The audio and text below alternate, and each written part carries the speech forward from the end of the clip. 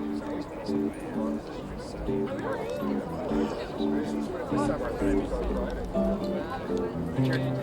talking about getting married at the end of the year.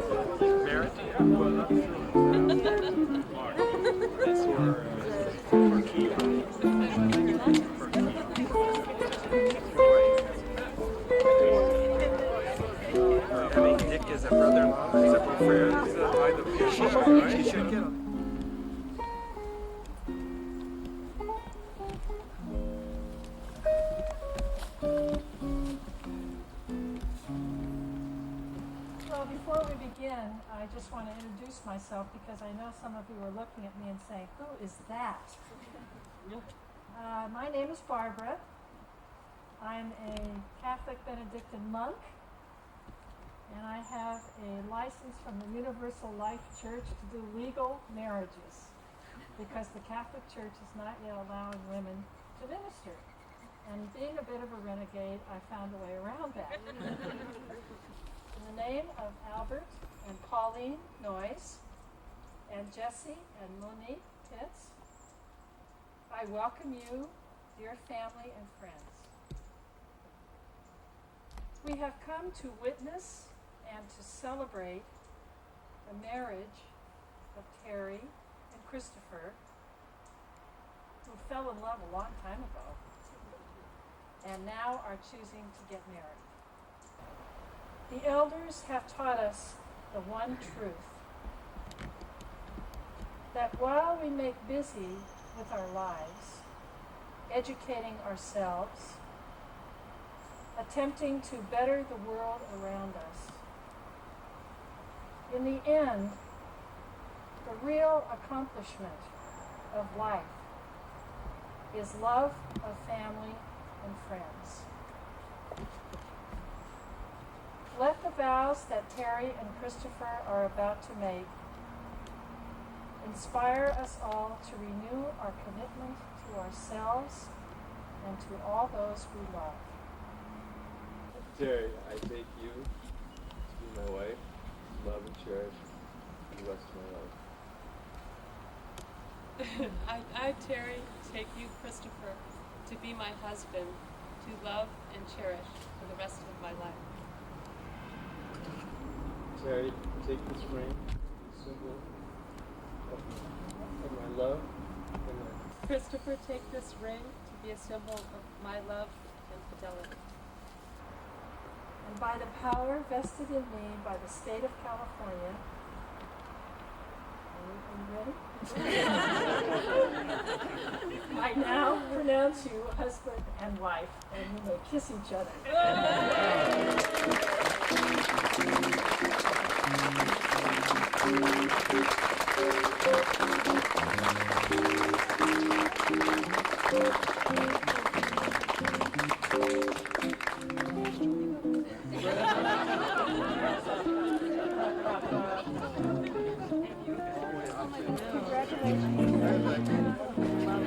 I know this part.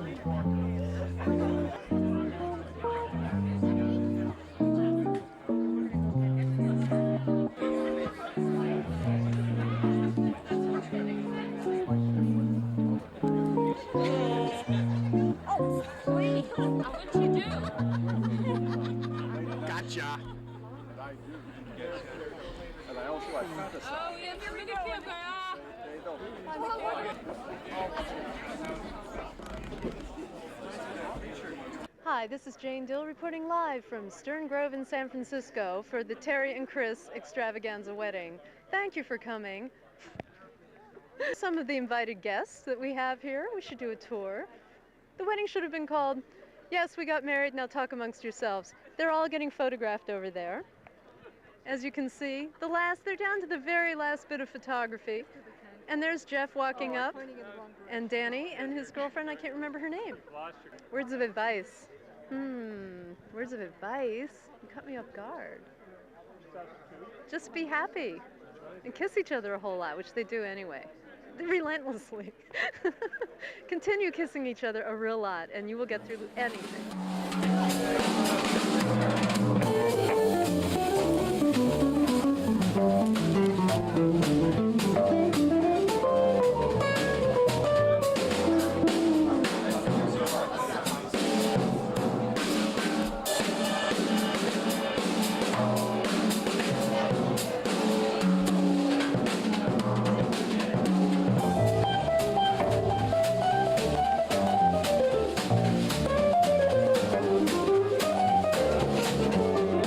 I'd just like to say to Chris and Terri on this happy occasion, the event of their marriage, that I was against the whole thing from the beginning.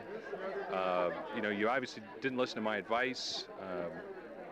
It's all right. You know, I'll still like you as friends, but you know, this is obviously this is just a complete mistake. Terri, you obviously don't know what you're in for. I could have told you about this guy, but you know, I'm sure it'll work out, or it won't, and you'll be happy, or you won't, and in either case, you'll be together many years, or it's over next week. So, just once again, congratulations, and try and stay out of trouble, because you know, we don't have money to bail you out. We'll do what we can, but you're really on your own. So, congratulations. And I'd like to hand this over to Jessica Bloom. And there you have it, folks.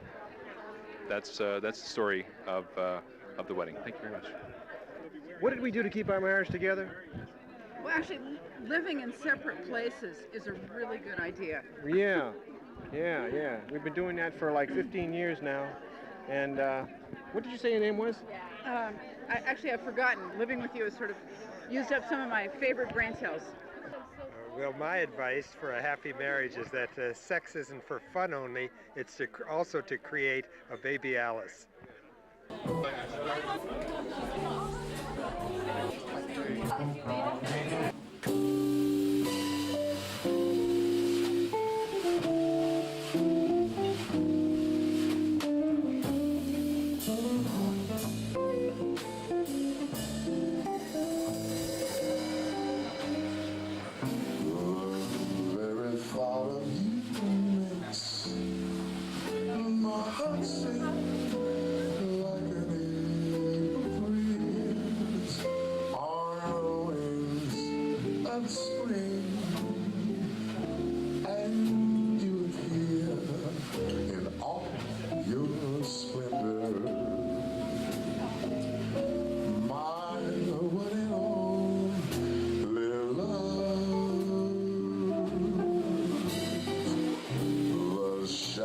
Fall and spread their misty charms in the rush of light while you're in my arms. I feel your lips so warm and tender. My very own little love. The touch of your hand is like heaven, a heaven that I never know. The blush on your cheek whenever I speak tells me that you are my own. You fill my eager heart with such desire. Every kiss you give sets my soul on fire. I give myself in sweet surrender. My one and only love.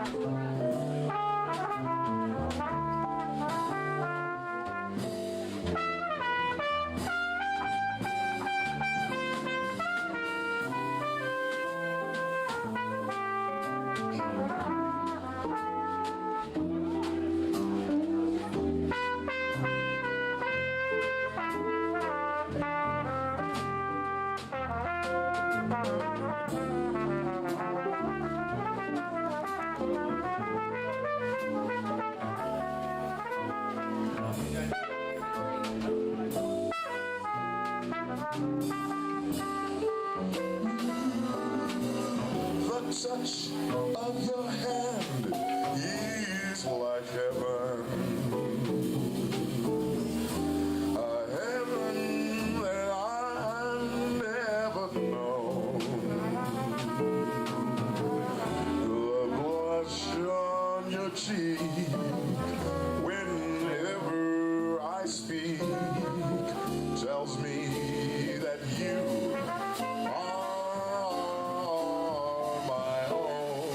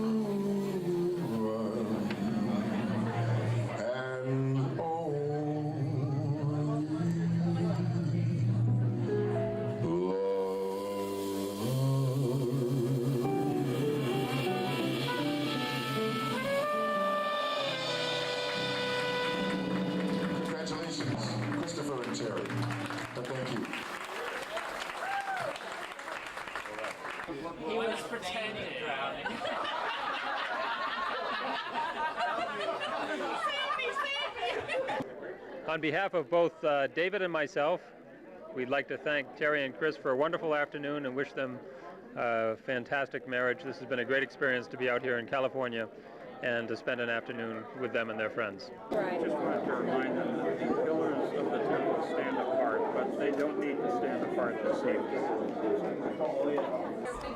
Shows us again. He's going to tell him very, you know what you just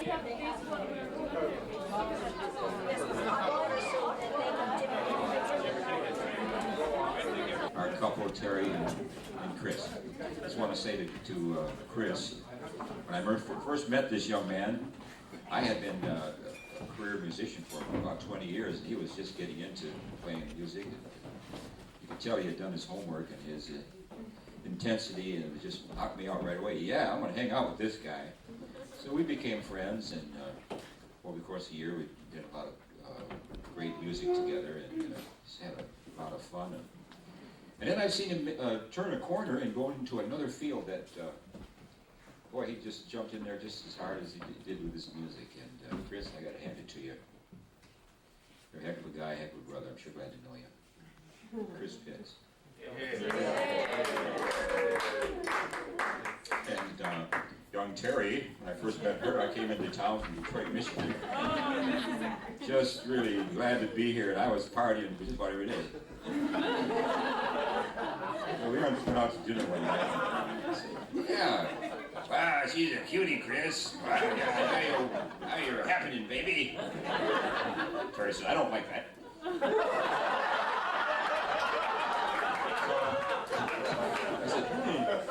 I said, kind of mean, ain't you?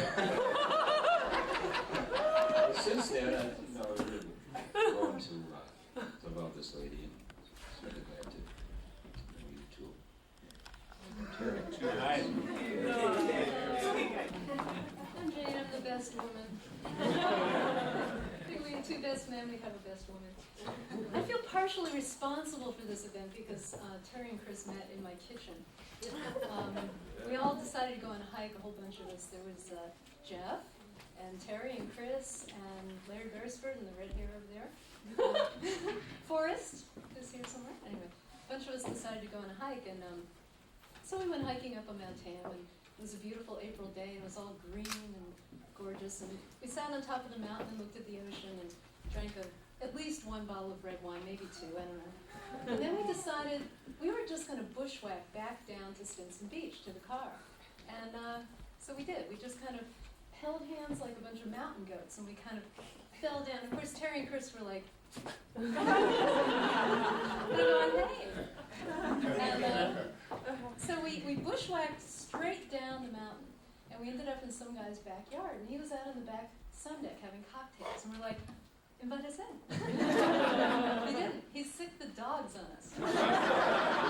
These were really nasty dogs, and they chased us all the way out. We had to climb over a swamp and bramble bushes. And we finally made our way out to Route 1, and we hiked back down into Stinson. This is kind of an elaborated story. But that was the day they met, and that was the day they fell in love, and hope they'll be in love forevermore.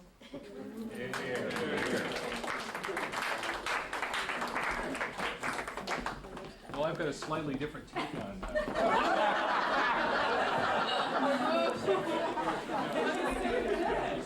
He was there, too. Yeah, I was there at that first meeting. And it hasn't been the same since. Thanks for that. Well, as Christopher's co-best man, along with Danny Spencer, I guess part of my job was to shed some light on the man, which we all know as Christopher Bonnier Pitts, a.k.a. Christoph, CBP, Charlie Horse, Kip, Muhammad Wong. That guy, he's out of jail. So to do that, I want to tell you a story about an odd couple. It's a story about a mismatched pair of old socks, a can of oil, and a bottle of water. About 10 or 11 years ago, I was working on a film about jazz artists in Detroit. And I was introduced to a poem by Christopher Pitts called Keepers of the Flame, and I wanted to use that in the program. So one of the producers of the film made a few phone calls and set up a meeting. I'd never met Chris. I'd only heard about him as a tenor player and a band leader. So I invited Chris over to my apartment in Palmer Park, which is, for any of you who know Detroit, it's 6 Mile and Woodward, near Christopher's house in Highland Park. And the night we were scheduled to meet for dinner, I'd gotten home from work a little bit late. I'd stopped for groceries, and I'd forgotten to pick up a bottle of wine. I knew Chris was coming over at 7 o'clock. It was about 6:45, so I figured I had plenty of time. I got the dinner going and got my coat, got my keys, and went out the door. And so I'm locking it up. I look over at the elevator, and there's this guy standing there. He's wearing a fedora and this long trench coat. Now, in our neighborhood in Detroit, when you see someone lurking in the shadows, you figure he's probably armed, or he's crazy, or he's both. So I looked at this guy and I thought, he doesn't really look like a mugger. He looks, more like a G-man, like an FBI agent or something. So I walk over carefully to see who this is, and I see this mustache, and it turns out it's Chris. He's early. I like to be on time pretty much. That's kind of one of my things, to be on time. But Chris, on the other hand, is just the opposite. He's Mr. Punctual. He's like the first guy to show up for anything. And see, I guess that turns out to be true for jazz musicians in general. I didn't know. It's like the bass player. They show up first for the game. That's right. That's right. So I asked Chris. I said, why didn't you just knock on my door? And he says, excuse me, I didn't hear what you said. And he says, I was afraid I might disturb you. So, you're standing outside my doorway like a mugger. You're afraid you're going to disturb me. Well, this really embarrassed Chris. He turned beet red, and I'd hurt his feelings. I didn't realize this. I consider myself a pretty liberated guy, but Chris is a really sensitive guy. Sort of like one of those flowers.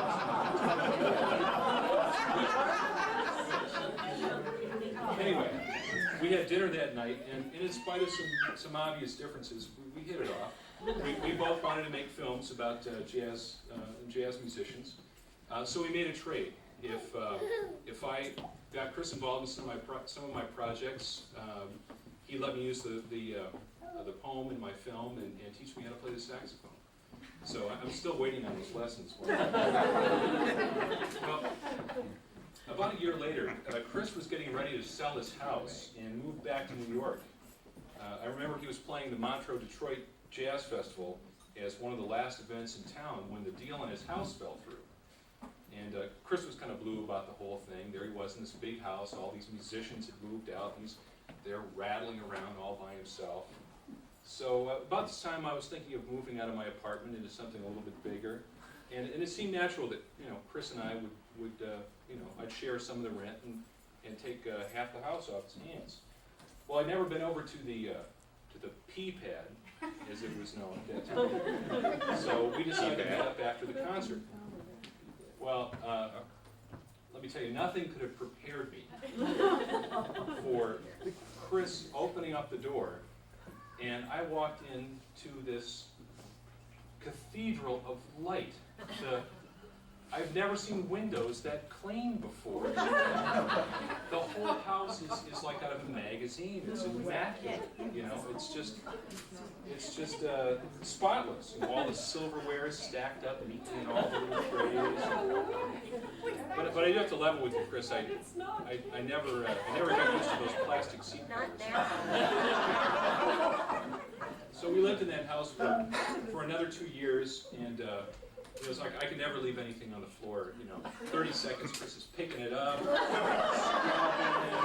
it, dusting all the shelves off. So I'm right, Terri. I mean, he's a compulsive cleaner. Very compulsive, yes. Well, Chris has many personality quirks, let's say, and I've learned to work with these and really learn to enjoy these over the years. For one thing, Chris, I don't know if you know this, but Chris is extraordinarily polite. It's always please this, and thank you, after you, and he never swears. Hardly ever imbibes in spirits. Frankly, Chris, you're just too modest. But in spite of all these perfections, Chris did manage to fall in love. It was after he moved out here to California. He and I were invited over to Jane's house for a hike up Mount Tamalpais, which is just outside of town. And one of Jane's newest friends had just moved here to San Francisco from the East Coast. Very attractive, dark-haired, almond-eyed young woman. Chris and I both noticed her immediately. Up to this All point, the guys do that. Oh, yeah. All the guys have crushes on Terri, forget it. Up to this point, I could always count on Chris for being, shy and kind of a wallflower. So I figured on this hike I'd have plenty of time to meet Terri, and see there was a little bit of chemistry between us. But, as soon as we got on the trail, boom. All you there's Chris, he's laughing with her, he's telling her stories, he's making goo-goo eyes. I couldn't believe it, Here's my introverted friend. And suddenly he's Mr. Personality. Terri seemed to like it too. So. Well, there's no question that Chris and I make an odd pair of buddies. But I think over the years we've both mellowed. Now I tend to pick up after myself a little bit. And Chris sometimes shows up for appointments a minute or two late. But if I've had any influence on Chris, and if he's had any influence on me, I don't think it'll compare with the positive effects of your marriage to Terri and the happiness of a real family. So, to paraphrase the words of the late, great Lester Young, he loves her, she loves him, everything is ivy-divey.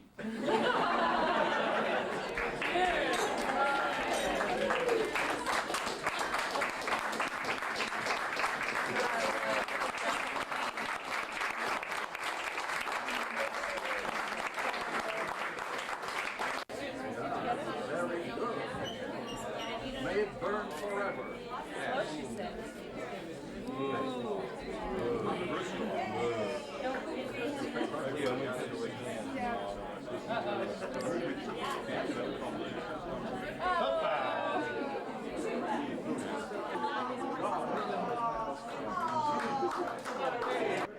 First of all, I want to say congratulations. And when you moved in next door, we saw a couple in love, and not everybody in love can make a pledge of marriage and pledge of fidelity as you have, and we feel that it's worth trying. And you were a real joy in our life, and we enjoyed very much having you for neighbors, and we'd love to have you for neighbors again. And you really did come into our lives at a wonderful time, and it made it very special. We enjoyed your music, and we enjoyed your laughing, and we enjoyed seeing your little picnics out on your deck. We hope that you always remember to stop and have picnics. Well, I have one thing to say to Christopher and Terri. Tomorrow is forever. Tomorrow is forever. Just remember that. Hi, Christopher and Terri. First of all, I want to welcome Terri as my new sister, and I'm really happy to have her as my new sister.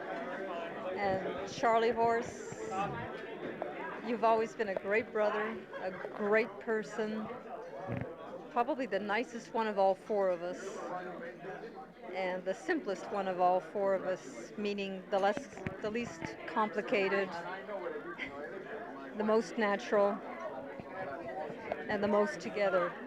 So I'm really happy for both of you. I wish you the best, and you know you have a friend and a sister in me forever and always. So all my love. Love each other, be happy, respect each other, be tolerant, and mostly be compassionate, and you'll make it.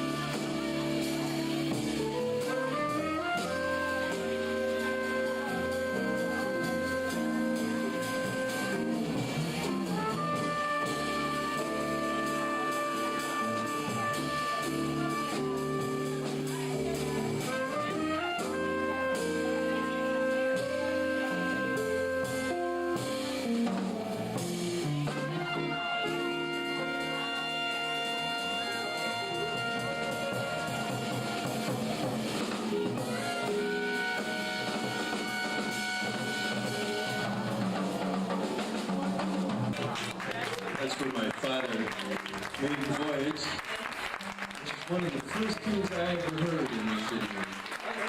So it's a pleasure to actually do that. makes music. Jeff Larson or Jeff Hoyle again? Exactly what we got here. Bigger.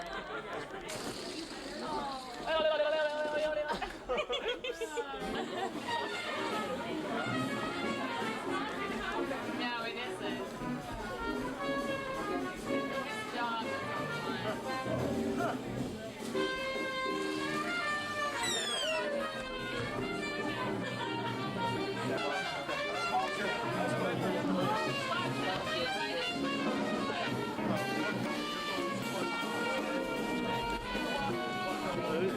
It's because of her that we're getting married. Here on this date. On this date. Oh, that part. On the Yeah, date. on the date, right. And you talked her. You talked them out of August We were 1st. saying August 15th Right. here. And we've Stern totally Grove. forgiven the And we're embezzlement talking thing. hog. Yeah, I mean, we we talked. We edit that. You can edit that. Oh, there you are. Fix it. It's official.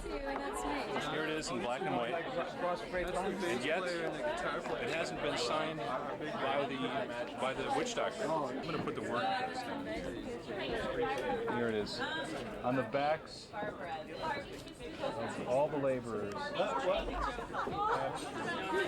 So the whole reason for this, of course, was to go into the next evolution, the next step, which for me was finding Terri and realizing she's my mate, tying the knot, and going ahead. And soon we'll be looking at children and building and building. Hi, Chris. Now that all of this wedding stuff is over, I'm wondering if we can go home and you can perform your husbandly duties. Which are? Which is what my brother David told me to say, and I just can't think of anything. So,